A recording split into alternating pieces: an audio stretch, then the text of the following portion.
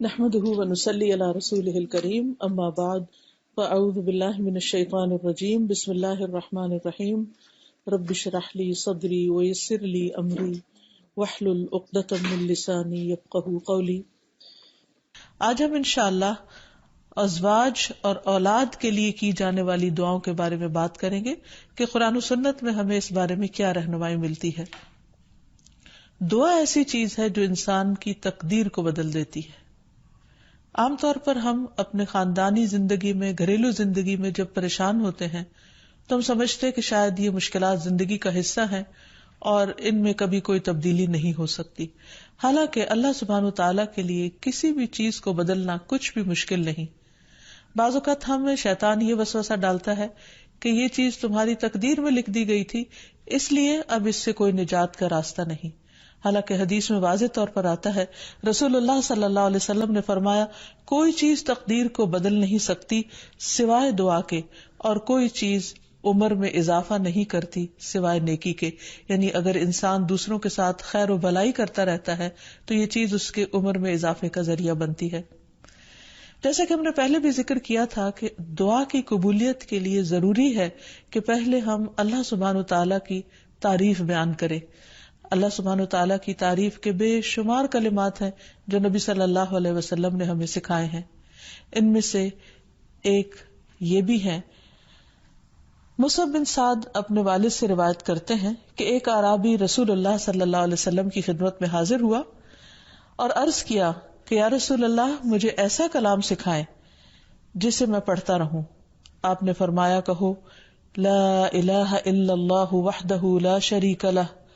اللہ اکبر کبیرا والحمد للہ کثیرا سبحان اللہ رب العالمین لا حول ولا قوة الا باللہ العزیز الحکیم۔ اللہ کے سوا کوئی الہ نہیں، وہ اکیلا ہے، اس کا کوئی شریک نہیں، اللہ سب سے بڑا ہے، بہت بڑا، اور تمام تعریفیں اللہ کے لیے ہیں، بہت زیادہ پاک ہے اللہ جو تمام جہانوں کا رب ہے، نہیں کوئی برائی سے بچنے کی ہمت اور نیکی کرنے کی قوت سوائے اللہ کے جو بہت زبردست حکمت والا ہے۔ تو بات یہ ہے کہ جب بھی ہم اپنے خاندانی حالات، گھریلو زندگی، اپنے ازواج یا اولاد کے سلسلے میں کچھ بھی پریشان ہو تو اللہ سبحانہ وتعالی سے خوب خوب دعا کریں، اور دعا سے پہلے اللہ تعالیٰ کی حمد و ثنا بیان کریں۔ جہاں تک ازدواجی زندگی کا تعلق ہے تو اللہ سبحانہ وتعالیٰ نے شوہر اور بیوی کا رشتہ باہم ایک دوسرے سے سکون حاصل کرنے کے لیے بنایا ہے، اور اگر گھریلو زندگی میں دونوں کے درمیان سکون ہی نہ ہو، کوئی خوشی ہی نہ ہو، باہم محبت اور رحمت ہی نہ ہو تو زندگی ویران ہو کر رہ جاتی ہے۔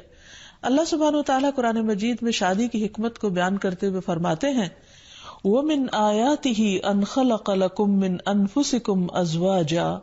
لِتَسْكُنُوا إِلَيْهَا وَجَعَلَ بَيْنَكُم مَّوَدَّةً وَرَحْمَةً إِنَّ فِي ذَلِكَ لَآيَاتٍ لِقَوْمٍ يَتَفَكَّرُونَ۔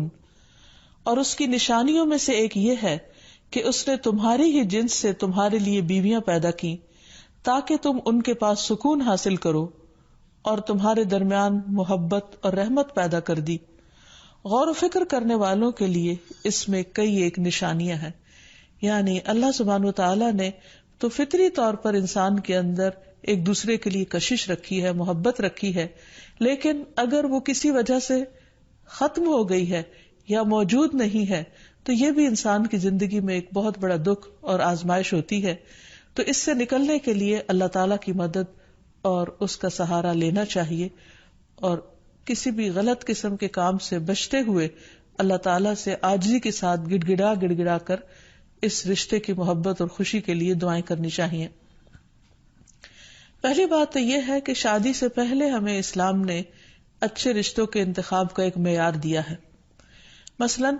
شوہر کے انتخاب کے لیے جو ہمیں حدیث ملتی ہے اور نبی صلی اللہ علیہ وسلم نے جو کرائیٹیریا دیا ہے اس میں آتا ہے کہ اگر تمہارے پاس کوئی ایسا شخص نکاح کا پیغام بھیجے جس کے دین اور اخلاق سے تم مطمئن ہو تو اس سے اپنی بیٹی کا نکاح کر دو، اگر ایسا نہیں کرو گے تو زمین میں فتنہ اور زبردست فساد برپا ہوگا،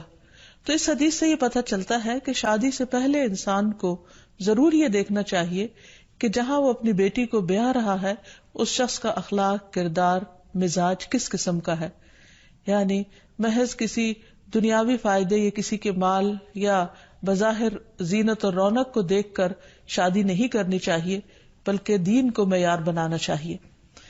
پھر اسی طرح لڑکی کے انتخاب میں بھی جو بات ہمیں بتائی گئی وہ یہی کہ لڑکی سے 4 چیزوں کی بنیاد پر شادی کی جاتی ہے، لیکن نبی صلی اللہ علیہ وسلم نے جو خاص طور پر تلقین کی وہ یہ ہے فَاظْفِرْ بِذَاتِ الدِّینِ تَرِبَتْ یَدَاک، کہ تم دین والی کا انتخاب کرو، تمہارا بھلا ہو. یعنی لڑکی بھی نیک ہو، اللہ تعالیٰ سے ڈرنے والی ہو. اسی لیے ہم دیکھتے ہیں کہ خطبہ نکاح کے اندر اللہ سبحانہ وتعالیٰ 3 آیات میں 4 دفعہ اللہ کے تقوی کا حکم دیتے ہیں، کیونکہ جب تک انسان اللہ تعالیٰ سے نہیں ڈرتا اس وقت تک انسان انسانوں کے حقوق صحیح طور پر ادا نہیں کر سکتا. ایک اور حدیث میں بھی نبی صلی اللہ علیہ وسلم نے نیک عورت کو دنیا کی بہترین متاع قرار دیا. فرمایا دنیا فائدہ اٹھانے کی چیز ہے اور دنیا کی بہترین متاع نیک عورت ہے. یعنی کسی بھی مرد کی سب سے بڑی خوش قسمتی یہ ہو سکتی ہے کہ اسے جو شریک حیات ملے وہ نیک ہو، با اخلاق ہو اور خاندان کو بنانے والی ہو، رشتہ داریوں کو جوڑ کر رکھنے والی ہو. لہٰذا اس سلسلے میں اگر ہم نکاح سے پہلے ہی اللہ سبحانہ وتعالیٰ کے احکامات کو مد نظر رکھیں تو بہت سے مسائل سے بچ سکتے ہیں. رشتے کے انتخاب کے بعد نکاح کرنے سے پہلے استخارہ کرنے کا بھی حکم دیا گیا.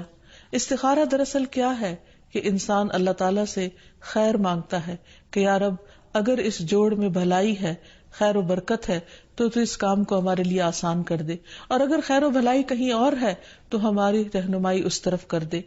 استخارے کی باقاعدہ دعا نبی صلی اللہ علیہ وسلم نے سکھائی ہے، اور صحابہ کہتے ہیں کہ آپ ہمیں قرآن کی سورت کی طرح یہ دعا سکھایا کرتے تھے. ہمیں بھی اس دعا کو یاد کر لینا چاہیے، نہ صرف یہ کہ شادی اور نکاح بلکہ دیگر مواقع پر بھی جب انسان زندگی میں کوئی اہم فیصلے کرنے جا رہا ہو تو اس دعا کو ضرور پڑھ لے. پھر یہ کہ نکاح ہونے کے بعد بھی انسان خواہ بظاہر حالات درست بھی کیوں نہ ہوں، باہم ایک دوسرے کے ساتھ محبت اور ایک دوسرے کی خیر و بھلائی کی دعائیں مانگتا رہے. اس سلسلے میں جو ہمیں ایک بہترین دعا قرآن مجید میں سکھائی گئی ہے وہ ہے ربنا ہب لنا من ازواجنا وذریاتنا قرۃ اعین واجعلنا للمتقین اماما. اے ہمارے رب، ہمیں ہماری بیویوں اور اولادوں سے آنکھوں کی ٹھنڈک عطا فرما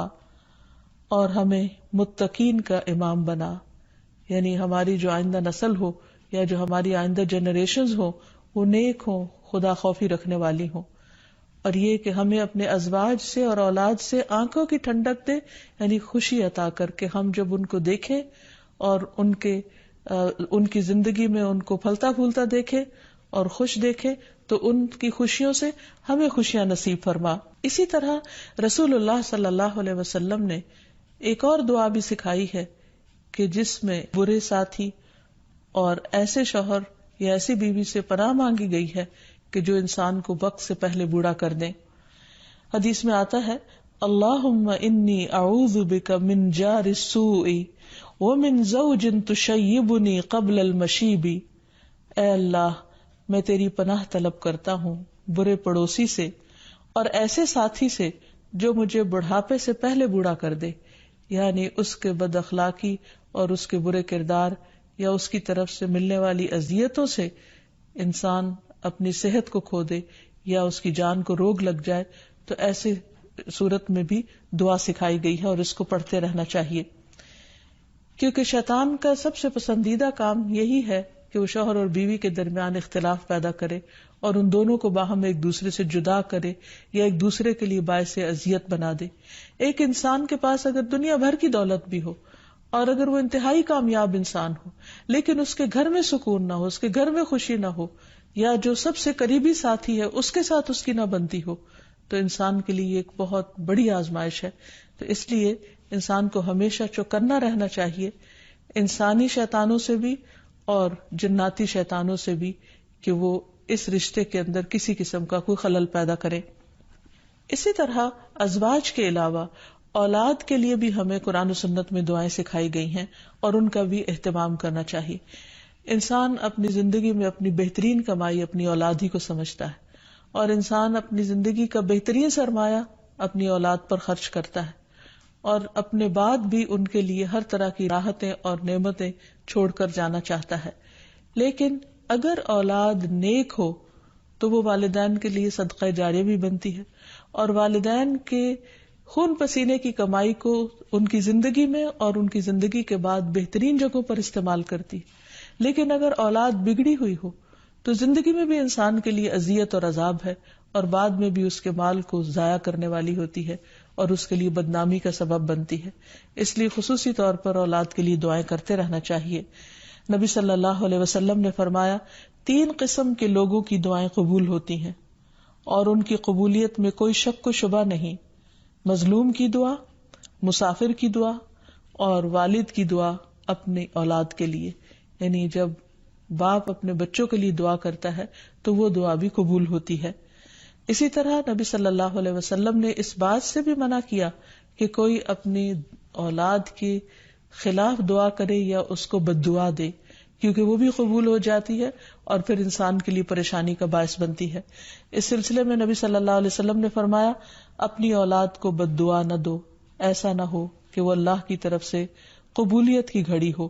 اور وہ تمہارے لیے قبول کر لے. اور اگر انسان کی ایسی دعا قبول ہو جائے تو پھر انسان کے لیے سخت پریشانی کا باعث ہو سکتی ہے یہ بات.